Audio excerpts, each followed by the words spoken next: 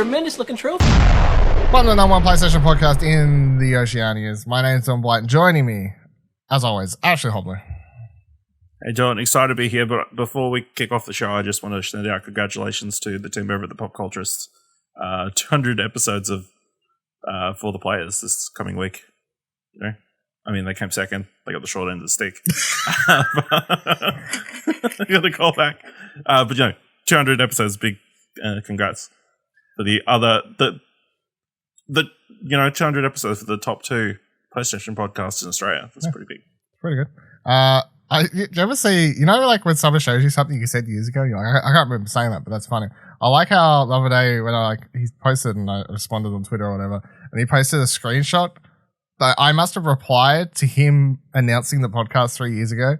And then I just said, I'll fight you or something. I was like, I don't remember saying that at all, but I'm committed. You know what I mean? Seems like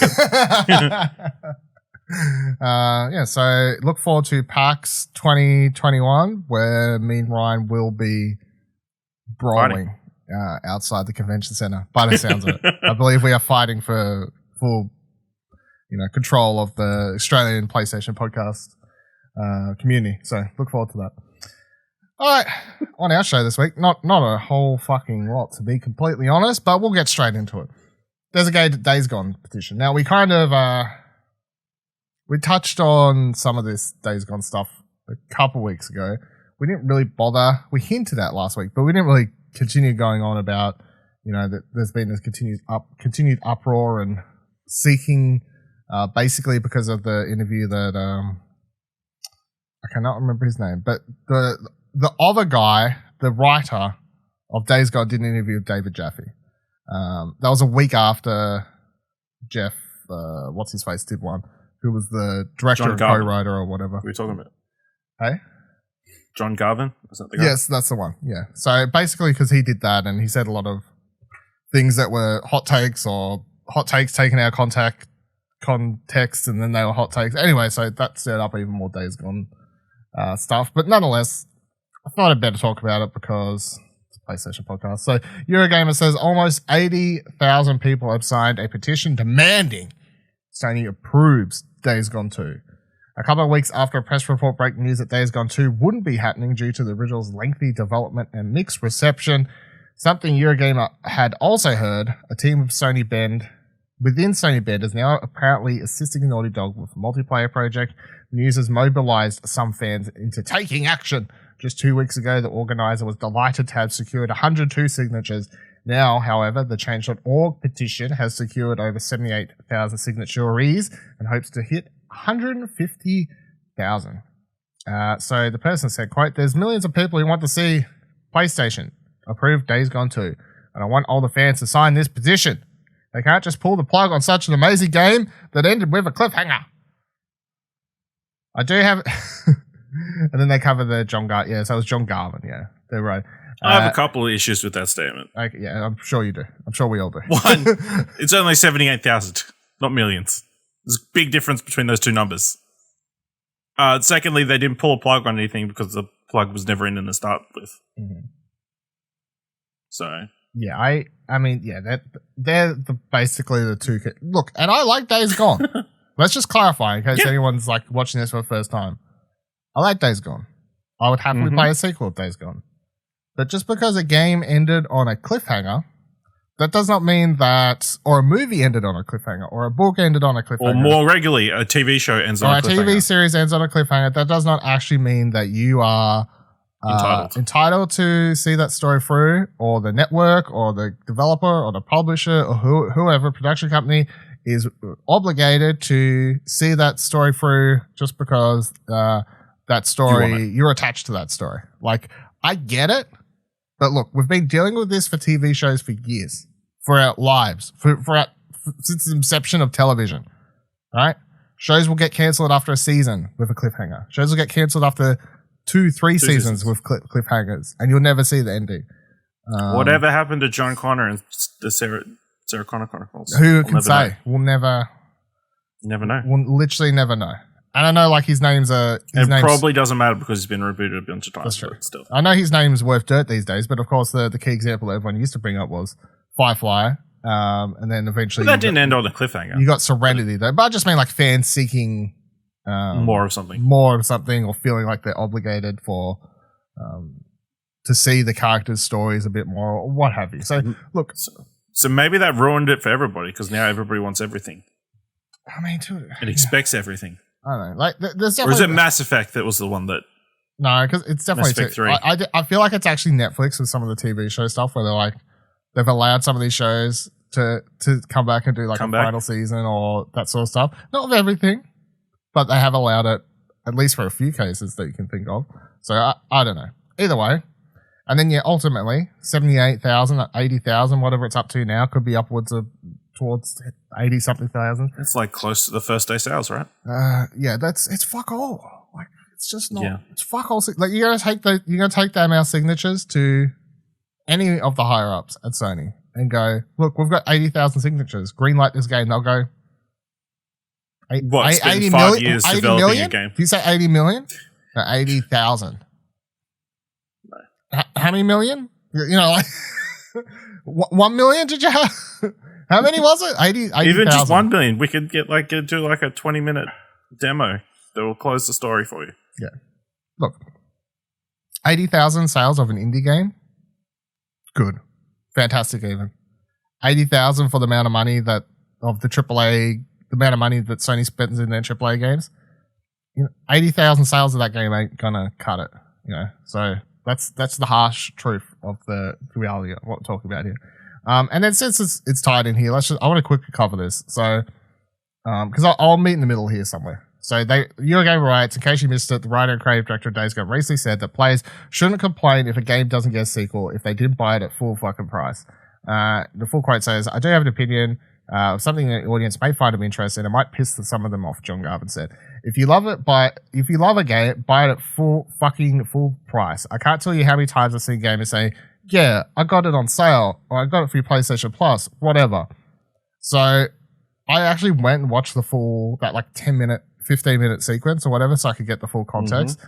And I'll meet in the middle. A lot of the stuff that this guy says in that interview or whatever to call it, podcast, it goes for 4 fucking hours, by the way. By Lord. He's coming off it as a bit of a pompous dick for a lot of it. However, the context of this was, it was straight after he was talking about people pirating his game. So it very much seems like he's given an example of Siphon Filter. I can't remember which one it was. It was a PSP one. And he's telling the story about how they could see the stats and how 400,000 people had pirated the game. And they went to Sony and they were like, what can you do about this? And they were like, nothing. But then he was, then he was like saying that whole thing about, people like to say that, if people pirated the game, they probably weren't going to buy it anyway. And then he says this whole thing about if you like a game, you should buy it at full fucking price, blah, blah, blah. So I think out of context, it sounds like it's tied directly into Days Gone, but within the interview podcast, it wasn't actually in context. So I don't know, I'll put that out there because this was a hot topic of discussion, at least for the last week, this one quote. And it definitely is like, I don't think he was, at least the way I read it, saying everyone should have brought Days Gone Day One, a brand new IP. It was very much more like, you all said you liked Siphon Filter, a franchise that we was like 5 games or however many into at that point, like on PSP. You all said you liked Siphon Filter, but then 400,000 people pirated it. Like buy the fucking game kind of thing. That's how I took it. So just to clarify. And I think to a certain degree he's right. If you take it in the other context where if you want a sequel for a game in a timely manner, you need to support it day one. Yeah. I don't think, I mean, he's right, and he's right, but also it's just not going to happen. Like, Days Gone's a brand new IP, so a lot of people weren't going to pick it up on day one. A lot of people aren't going to pick up any new IP on day one. Like, it's just not how it's going to. Cyberpunk? Yeah, but I feel like that's a case because CG Projekt, they had so much hype built around because of The Witcher and the developer. Days Gone did not have that. Naughty Dog, again. So there are cases. Again, it's either franchise or proven studio. Yeah, and Bend was known for, at that point, had been doing spin-offs. Like, they weren't a established property that people were going to get super excited about. So people weren't going to rush out to buy that. Now, if they did greenlight a sequel, like in an alternate reality where Days Gone, and here's the thing, Days Gone sold well, we know that. And here's the other thing. Like he talks, that's the other thing, part of this whole quote that never made any sense, because, so he got fired from the studio, is basically what it sounds like. And he got fired before the game released. So he doesn't actually have he never would have seen any in-house, numbers. in-studio numbers of what that game sold. So him talking about Days Gone not selling well, he just couldn't, because he doesn't actually know if it sold well. But we know it sold well because we've seen the numbers now, like 2 years later or whatever. We know it sold well, not fantastic. Yeah, it didn't sell fantastic, but it sold well. Like it actually sold pretty decent.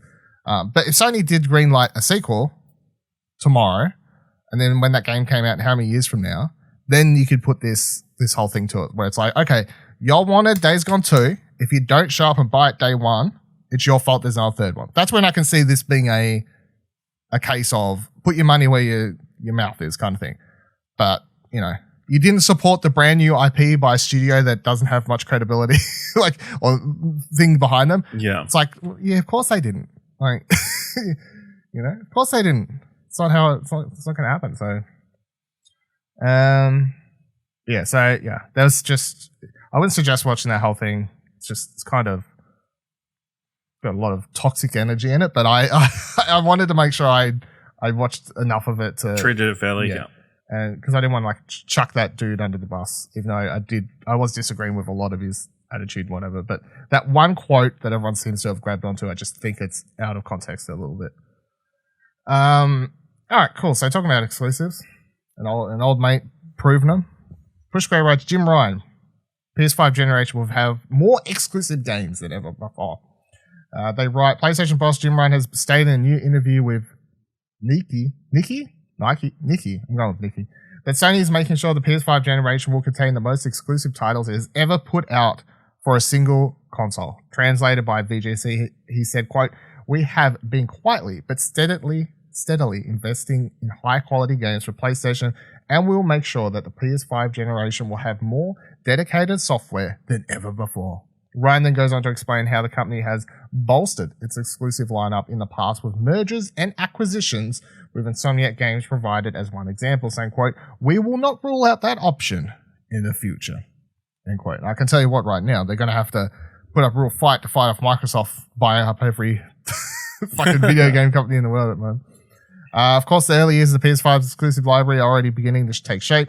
Demon's Souls is out as we speak. Returnal is right around the corner. More of that in a minute. And then Ratchet Clank Rift Apart follows in June. The list then improves when you factor in titles that also came to PS4, but run best on Sony's current gen systems, such as Marvel Spider-Man Miles Morales, Sackboy A Big Adventure, and the upcoming Horizon Forbidden West. Further out, we've got God of War Ragnarok, Gran Turismo 7 to look forward to, and with E3 season right around the corner, you have to assume Sony will plan to flesh out the lineup even further with new announcements and reveals. It feels like a timely quote or an interview, like amongst all the news that's been happening lately about, you know, like Sony seemingly putting all its eggs in one basket, and that basket seems to be the Naughty Dog. Like Naughty Dog is the basket. So now he's like to have an interview that comes out where he's like, look, we're going to have more exclusives than ever before. I know he doesn't say new IP, but or like exciting IP or anything like that, but it just seems like a timely quote to sort of put at rest. Like, it's not just going to be Naughty Dog remakes and sequels. There will be other things. Trust me. By the way, quick, as a side note to this, because I thought of it last week, but I forgot to bring it up. You know, Shuhei's got that official title, like indie something or other, that I keep forgetting about. Like, that's his actual job now. Like, indie person. Yeah. Like, so it's to seek out indies and bring them to PlayStation. I'm like, surely he has to be announcing a lot of, like, partnerships with indie devs or, like, bringing over stuff. Hurry up and give us the Shuhei of play. Pretty much. That we all want. Why haven't they done that already? Do you just have Shuhei come out and present a state of play? He's like, so I found this game. It's really cool. Blah, blah, blah, blah, blah. Yeah. Trailer. Money. Yeah, everybody be happy because they get to look at Shuhei and then like cool indie games as well. I don't know why they haven't actually done that. Sounds like the fucking proven winner. Proven winner, basically. Yeah. So I don't know. We'll see what they're doing. We'll see what Jim Ryan says next week. Every week I got another Jim Ryan story, I swear. PlayStation will be publishing an exclusive game though. So IGN writes, PlayStation 2 exclusively published multiplayer game from Firewalk Studios. Sony Interactive Entertainment and Probably Monsters have announced a new partnership in which PlayStation will be the exclusive publishing partner for the first game from Probably Monsters' Firewalk Studios. Firewalk's AAA multiplayer game in development currently does not have a planned release window, nor does it have many specifics on what the game will entail, and not even whether it's targeted for both PS5 and PS4 or just Sony's newer systems, given the studio's billing as a next-generation AAA studio. But Firewalk's Tony Chu, Ryan Ellis, and Elena Sigmund, along with the head of PlayStation Studios, Herman Hulse, spoke with IGN about why both parties wanted to partner for the project, how the team made up of former Destiny, Halo, Apex Legends, Call of Duty, and other devs is approaching a new multiplayer games in this area and what Probably Monsters' focus on building sustainable game studios actually means. And you can read the full interview if you want. It's not actually that long. It'll be in the link to the show notes, of course. I think the most interesting, because it's a lot of, they don't really give away too much about like what the game is and this sort of thing, but to me it sounds like it could potentially be free to play. I don't really know. But I mean, that's just the market, that the kind of game they could be talking about. But then the other interesting thing I found is that, so without Killzone or Resistance, Sony hasn't actually had a first-person shooter for quite some time. And that's why they kept making that partnership with Activision for Destiny, because Destiny was kind of, they kept being like Destiny and PlayStation, like, you know, like we're hand in hand together. And you had that, like the white exclusive PS4 for Destiny 2 or whatever, like all these sorts of things. So for them to be getting behind this project, this seems like this could be them, like this is, they're going to push it as their first person shooter exclusive, unless they maybe have one upcoming or something like that. But by the sounds of it, they definitely don't. Like I highly doubt there's another Killzone coming. I highly doubt there's Resistance coming. So it seems like they could be putting their energy and back into this. And I mean, it is a studio made up, as we just read, it's made up of a bunch of Destiny, Halo, Apex Legends, Call of Duty, and other people. So talent from some of the biggest studios that have worked on the best and brightest first-person shooters around. So there's certainly something to be said about the caliber of people working on the project.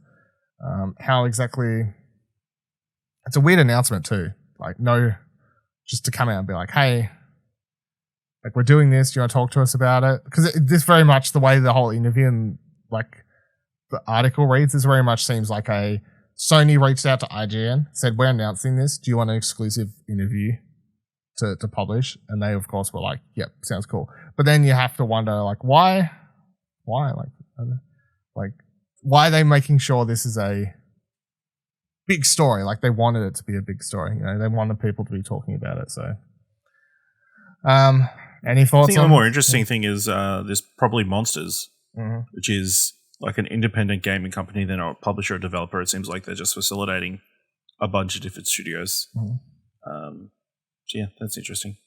I think they. But the other studios, Cauldron Studios, who's currently working on a storytelling AAA game. And they've got another co-op RPG studio to be announced. At a later date. They're setting up a bunch of pieces, but they actually haven't released anything. So or published anything officially yet. So yeah, interesting. We haven't really got any exclusive like multiplayer game, but you know, it's a tough market to crack into. Obviously, you've got all the big names already, and we've seen like bigger studios fail to crack into it. Obviously, Anthem being the most recent game to not be able to crack that space. I mean, I don't know what the numbers are looking like on Destruction All Stars, but I can't imagine they're fantastic because I haven't heard much about that game since launch. Probably died down pretty quickly after that first month, I reckon. PS Plus, yeah. And yeah, you had there's a bunch of other Battle Royale games that I feel like have their small niche, like the Hyperscape one.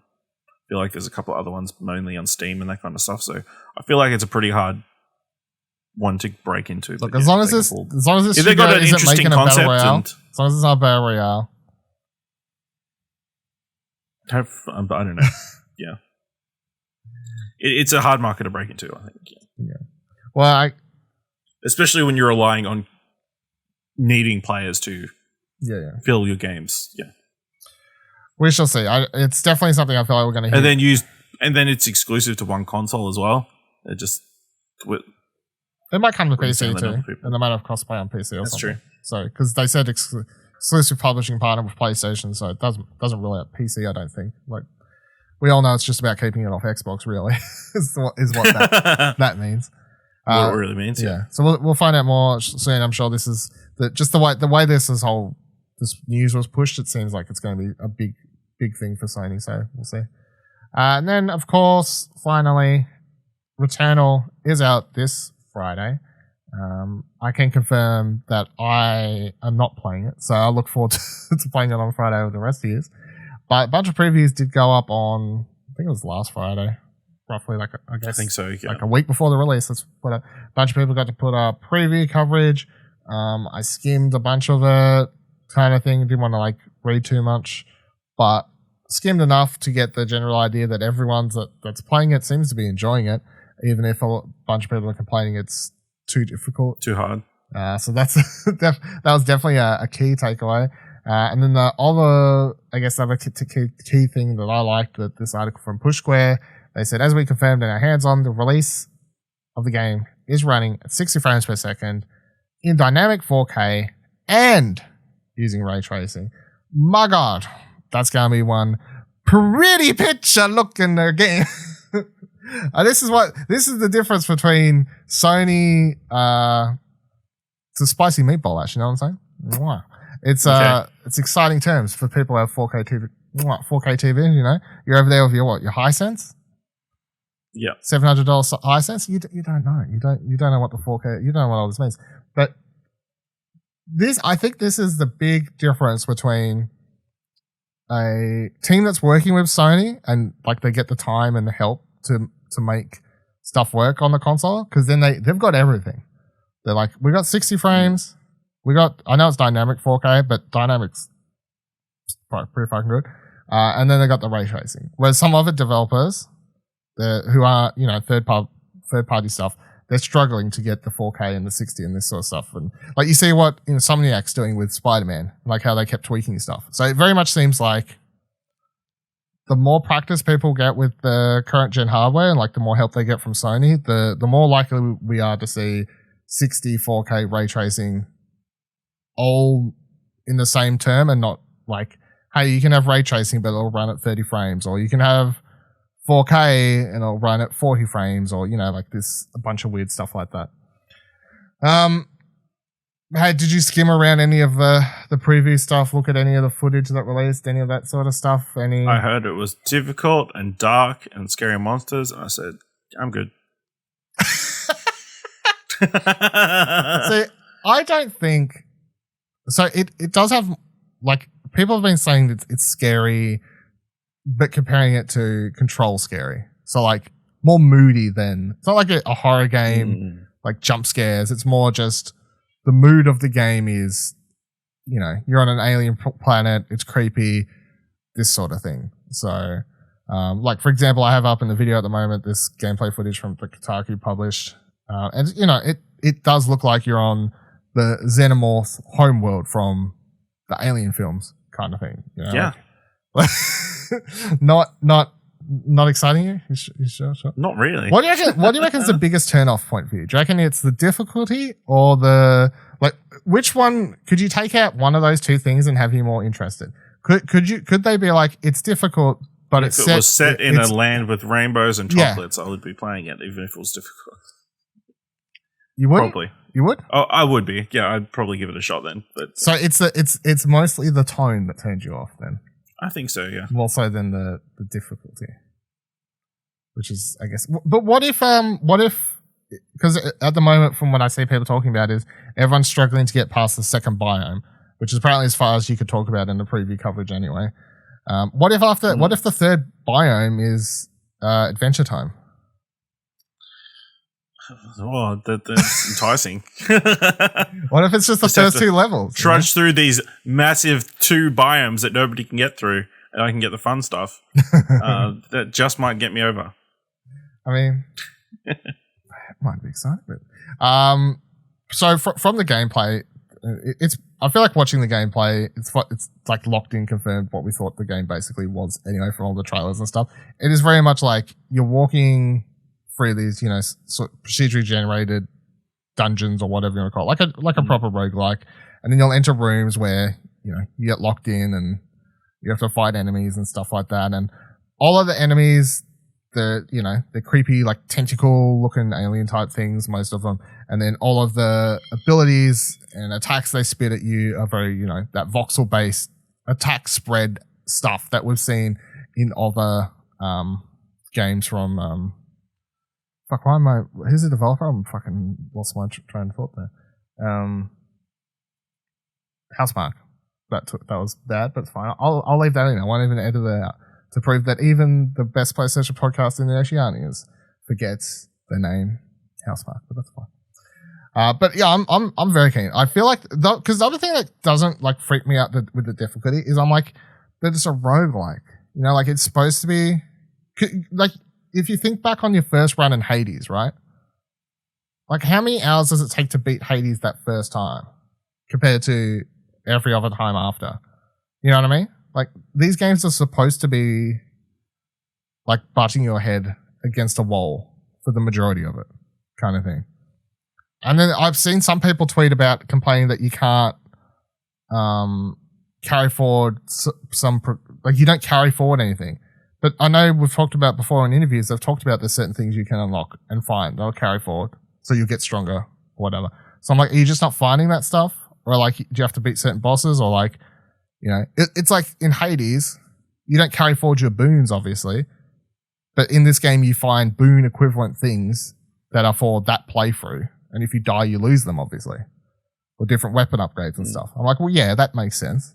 That's normal, isn't it? Like, is that like I don't know. Like maybe I'm interested to see people playing this who don't play a lot of roguelikes, and I guess to see what how their thoughts are, because it definitely does seem like the gameplay seems like a mix of just typical third-person shooter action, like good third-person shooter action, combined with what Housemarque does, which is sort of bullet hell type arcade stuff, combined with a roguelike. So you've got to be good at third person shooting, dodging and rolling, and then you got to be dodging and rolling a million fucking bullets on the screen at times. Like there's times in the game, some of the gameplay videos I watch where there's a couple enemies on screen and they're shooting like these gigantic spreads of bullets, and it's like, okay, we'll dodge that. Have fun. But I guess like anything, you just learn certain enemies' attacks. Because they all do the same. If you watch it's a roguelike. So the certain biomes will have the exact same enemies. So the more you play, the more you'll be like, you'll see an enemy spawn in and you'll know that one does like an 8 spread of bullets. So you'll know how to dodge it. You know what I mean? Like I feel like if this is a good game, which I'm hoping it is, then yes, it will be very hard for a while. But the ultimate curve is just you learning the game's mechanics and learning the enemy's attacks and learning how to dodge and play around them, which is no different than any other roguelike I've ever played, including my 2 favorite roguelikes, which are Rogue Legacy and Hades, I guess, from recent memory. That would be my top 2. And both of those are very similar in that you'll die a lot, but then you get better at the game by you learn the enemies. Like I remember playing Rogue Legacy and hating the floating skulls until you just kind of get into a rhythm where you know the exact sort of pixel count that they move when they move diagonally across the screen. But you're not thinking about it, but your brain just becomes aware that when that skull moves, it's going to move this far. So you subconsciously just get better at just like jumping around it and this sort of thing. You're playing Hades, the enemies with the giant axes spawn in or something. You know that when they swing their axe, there's like a 1 second cooldown where you can get a couple attacks in before they'll lift them up and attack again. Like you're not thinking about these things, but when you know an enemy's attack pattern, the game becomes easier because you know what to play around. They're not fresh enemies. Is what I'm saying making sense? Yeah, sure. Well, I mean, don't you think this was Hades? Like, do you not feel like when you was playing Hades that you would just get better just because? Yeah, but you also were getting increased powers, I feel like. Yeah, you get slight increased powers, which I feel like you will hopefully do in Returnal as well. Like, I haven't seen anyone saying you don't. Like, I remember reading that interview with developers saying you do. So, but I think you'll definitely get better. I think, obviously, we've seen people go back and do the first runs through with no. Yeah, people finish Hades on that first run where you're supposed to die. Yeah. Yeah. It's freaking insane. Yes. So I'm sure people will do the same thing eventually. Yeah. But they do that because they've tried it so many times. Yeah, because they put so much effort and they know into it to get better. They know you learn the things. Yes. It's like any game. So I don't know. Just trying to talk myself into not being scared.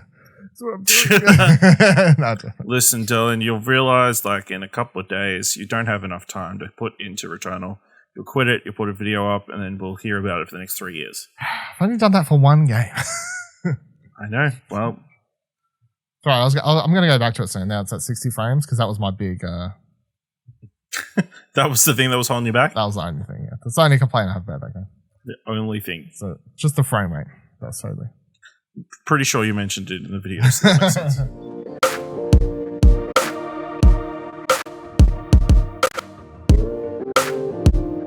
All right, 2 PlayStation production stories. Firstly, Last of Us HBO adaptation. It's not one director, as we previously talked about, or kind of assumed it was, or at least that's how the news was reported at the time. So Kotaku writes HBO's video game adaptation of Sony Interactive Entertainment, blah, blah, blah. Last of Us has added 2 more directors behind the scenes. So you got Jasmila, I think the Z is silent, sure, I don't know, Zabanik or Banik? Yeah, Jasmila Banik. And then Ali Abbasi will be directing episodes for the show. And they're joining Russian director Kadimir Balagov, who we've talked about before, who directed that movie Beanpole. And it turns out apparently they're directing only the first episode of the show. And Kotaku writes, the network decided to take a different approach by hiring individuals who aren't well known in Hollywood and giving them the leeway to create art. So that means the way they write, so we've got 3 directors now. I'm assuming this is either 6 to 8 episodes, right? I don't know if they've officially confirmed. I can't remember if they have, but I mean, I'm assuming it's 6 to 8 episodes, the HBO show. Does it sound like they're just going to hire a different director per? I mean, potentially. I think the interesting thing about this is these are all reasonably critically acclaimed directors of international feature films. Yeah. Who was it? Ali Abbas directed Border from a couple of years ago, a Swedish fantasy film that was put up for best foreign language film. Didn't quite make the cut, but did. I think it won an award at Cannes, and also got nominated for its makeup and hairstyling. So obviously, what's it got? 97% on Rotten Tomatoes. But then you've also got the other one directed by Jasmila Zabanik, Quo Vadis Ida, which was a nominee for the Best International Feature Film this year, and arguably would have won if another round wasn't. It's in the category. Where Are You Going, Ada?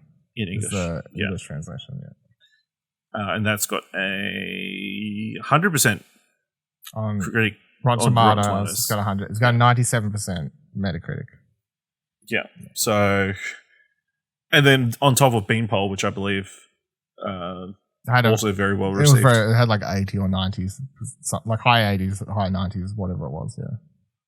So yeah, it definitely feels like they've got a type of director that they're going for, and the type of director is, as you said, is not American. Not American.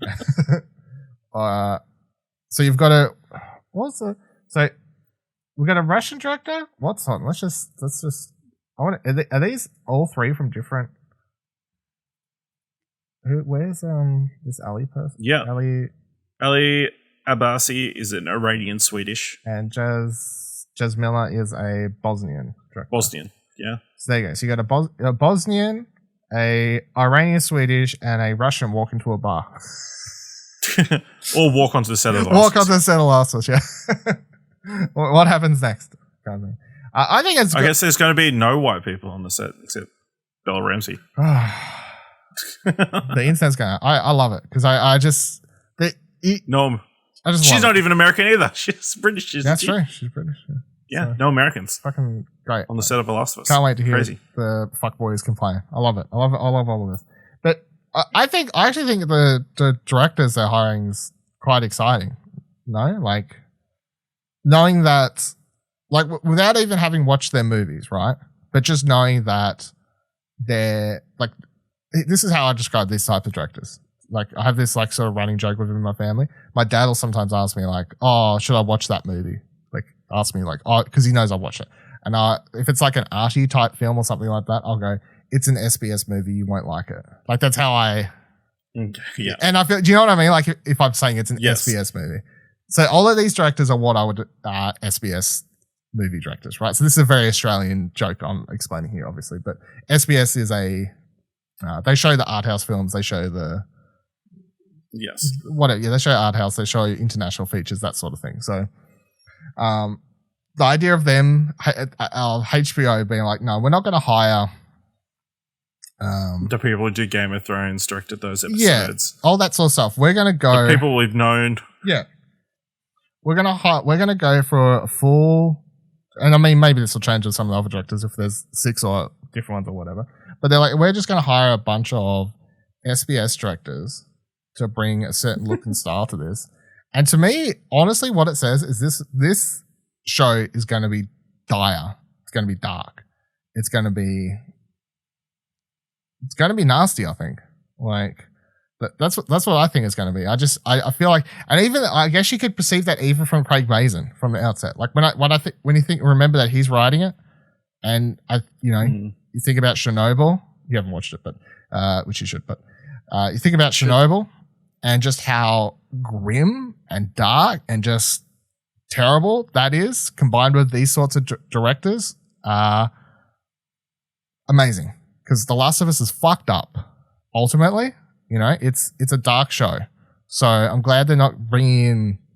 Oh, I was a second assistant unit director on John Wick 2 to do it, or some whatever. I directed episodes of Game of Thrones, like. Cool. There's definitely a style. There's definitely something interesting here. I like it. I mean, I liked it when we only had that Russian dude. So, but the other thing here is I was going to watch Beanpole and be like, cool, I watched Beanpole. Here's my, it was a great movie. Like, what can I take from this to try and take away what The Last of Us will be like? And that kind of fucks that. So is that a series we're going to do? We're going to watch all the films from this? Maybe we should. We should watch Beanpole. What did I say the name of that movie was? Where Are You? Something. Border. Whatever it was. Borders. Yeah, Border and whatever the English translation I've already forgot for that movie was. Maybe we should. Maybe that's a segment we should start in the near future. Copywriting it now into the world. You can't. No one can steal it. Fine. Ryan ain't. We should wait till pop culturists ain't going to steal it. They don't watch movies. It's fine. Ryan only watches. Ryan only watches. They wrestling. cancelled their. He only watches. They cancelled their movie show. We're fine. Yeah, we're fine. Enjoy your 200 episodes. You ain't stealing that segment, fuckers. All right, that'll do it for this week's episode of Platinum Explosion. Unless any comments, questions, or concerns you have, by going to either our Discord or Twitters, explosionhour.com/Twitter for all our Twitters, explosionhour.com/Discord for all of the Discord joining action. Forgot where I was going with that. If you like this episode and you'd like to support us, you can head to explosionhour.com/support us. You can either leave a donation there to our Ko-fi page for as little as $1, one-off subscription, do whatever you need to do. You can leave some reviews for our podcast. You can buy some merch. It's all linked on the one page. It should make life easier. And remember, until next week, every trophy counts. Hopefully Returnal's good. Hopefully I don't get stuck. Hopefully I don't write an article about how hard it is and how much I hate life. And people are still commenting in it 3 years from now saying, oh, you fucking noob, bro. I'll get good at games. Like, I care reading these comments. Fuck off. Someone commented on a Grandstand Guru's video today. Like, dude, come on. Like, what world are we living in? Yeah. All right, bye. Hey. Don't forget you can subscribe to the show wherever you're currently listening, and you can drop a review if you can. Find more great shows like this and more content over at explosionnetwork.com, and please consider supporting us for as little as $1 over on our Ko-fi page by heading to explosionnetwork.com/support. Thanks for listening.